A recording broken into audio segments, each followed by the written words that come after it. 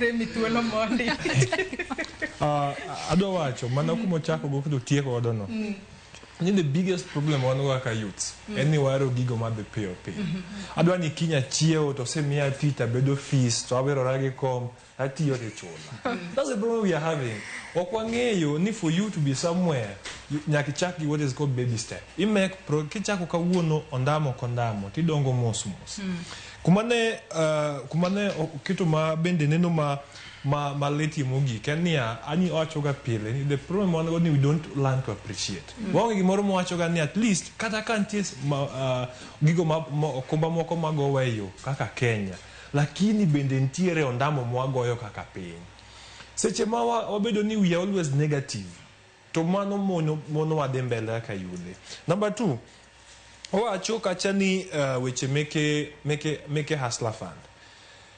Ema miyo chaka wacho ni appreciation bende onge. Jogo neno ka ker wuon or the one of the shows ogolo example gi ngato mano chako hustler fund at the lowest.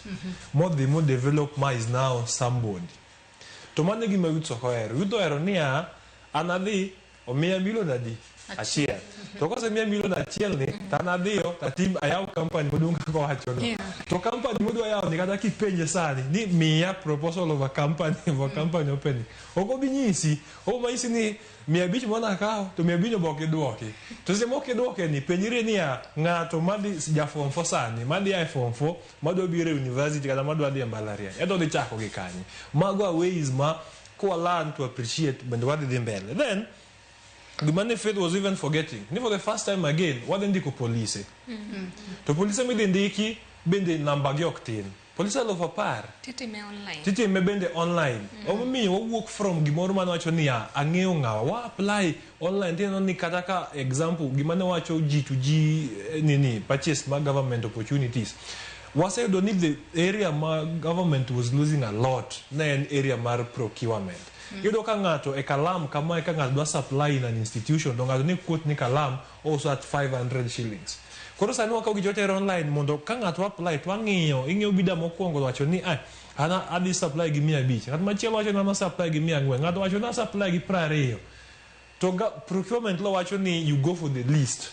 Mano one way ma government temudino godo yore meke mibade. What this online thing majuluoro ni.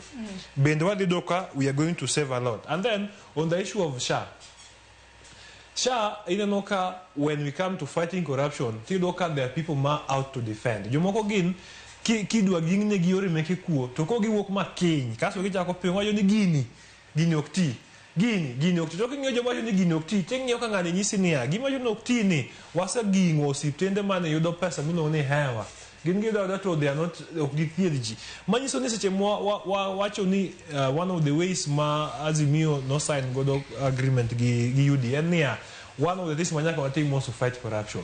Kwachako gi mano ka wadhi trickle down mago the ways we must now prepare. And then now the issue of the youth ipenjo wakae ni topic maduong' ne niya ere kaka rowere ose benefit time mar Ruto for the 3 years mose bedo into the park. Anyisi ni for the first time NYC National Youth Council board was created and more the grassroots elections to the national level. Pesa was allocated I think some weeks ago. Manisoni we at least youths are now coming and then for the first time it's the only government the mawane gira where